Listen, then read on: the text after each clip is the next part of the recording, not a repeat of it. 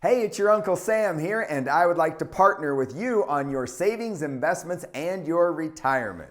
Okay, first of all, let's get one thing straight. He is not your uncle. He is not family. He does not care about you or love you like family. Well, actually, I guess that depends on your family. Maybe he does. But either way, he does want to be a part of your savings, your investments, your retirement.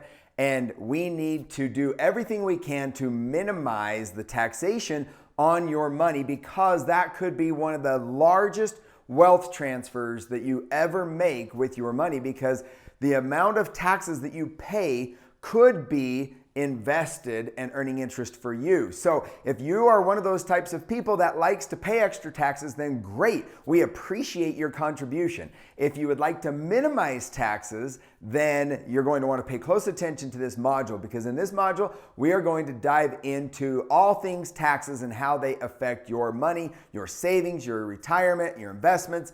And it is very important to do everything you can to minimize the taxation. So let's go ahead and dive into it, and let's get started with tax history. We can always learn a lot from history, and that is definitely true in this example as well. So what we have here are the top tax brackets since 1913, when the IRS was invented or created. So in this module, we are going to refer to them as the IRS or the government, not your Uncle Sam, all right? So we've got a few different, events during time that I want to highlight here. And so let's look first of all at this first little event here, which was World War I. Right in here, okay, is when we had World War I. Following World War I, the next major event was the stock market crash, okay? So right in here was when we had the stock market crash, which was followed by the Great Depression. Okay, so right in here. Now, look at this for a minute. The upper income tax bracket was taxed over 60% at the time. Okay, now, one of my favorites is right around in here. In 1941, you were taxed at over 80%, like 81%, if you made over $5 million. So in other words, they were targeting like Henry Ford and a few others. There weren't very many people making over $5 million in 1941. However, in just 1 year later, 1942, they lowered the threshold to $200,000. Now think about that for a minute. 1 year prior, right, you had to make way more money to be in that top tax bracket.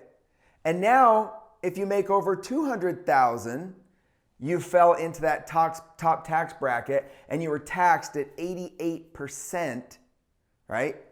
If you made over $200,000.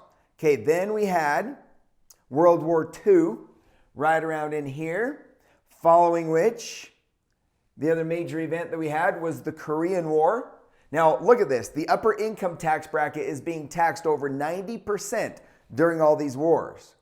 Okay, over here we had JFK right around in that time frame. Over here we had the Vietnam War, all right? And then another major event that is not on here but that I want to point out is that right around in here, okay, in the late 70s and pretty much during the 70s, all of those people that were making a good income, like all of your executives at GE and Ford and some of these major corporations, they all, of course, had pensions. Pretty much everyone back then had a pension. But being in such a high tax bracket for so long, they wanted to do anything and everything they could to defer the taxes until later. Or in other words, postpone their taxes until later. They wanted to invest their money in a way that they could pay taxes when they took the money out, and that's when they came out with what we call qualified plans. The most common one is the 401k, but the 401k, the 403b, the 457, your IRAs, all of these qualified plans came out in the early 80s. Now, if you think about it, The Wall Street had just kind of been trying to promote their mutual funds that were pretty new, and they wanted everyone to put money into the mutual funds, so they partnered up with this idea of the 401k, and they said, hey, let's put our mutual funds inside these 401ks. And so Wall Street was pretty excited about the 401k. The government said, so you're saying that you're going to partner with me on your retirement, and I can decide how much of your money I want in the future. So let's say you're in a 20% tax bracket right now, and let's make that an even 20 right there, okay? So you have let's say first of all, you have $100,000 in your 401k.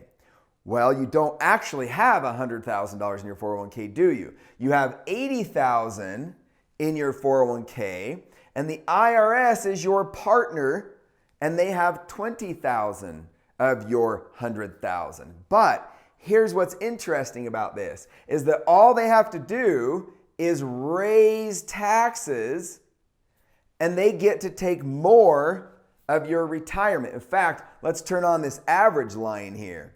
The average line is right here, the black line. Now think about that for a minute. What if we were up to that average line? If we were on the average line, the IRS would actually own more of your retirement than you do. So let's say that you're in this low tax bracket and you're putting all this money into a qualified plan that allows you to postpone or defer your taxes like was the original plan. The question to ask yourself is, are you deferring your taxes to a lower tax bracket, or are you deferring your taxes to a higher tax bracket? Now, maybe your financial advisor has said, well, don't worry about it, because when you're retired, you're going to be a lot, your income's going to be a lot lower than what it is today. Well, doesn't that defeat the purpose of retirement planning? Isn't your goal to retire at the same lifestyle as when you're working? Now, maybe you're going to downsize. Maybe you're going to move to a place where it's cheaper to live. Maybe you're going to get a smaller home, but you're also going to have increased medical bills and health issues. And so you're also going to have grandkids. And the expenses during your retirement are not always less than in your working years. Plus, you have to ask yourself, what kind of write-offs do you have right now? If you have kids, if you have a mortgage payment, there are certain tax write-offs that you might have now that you don't have later.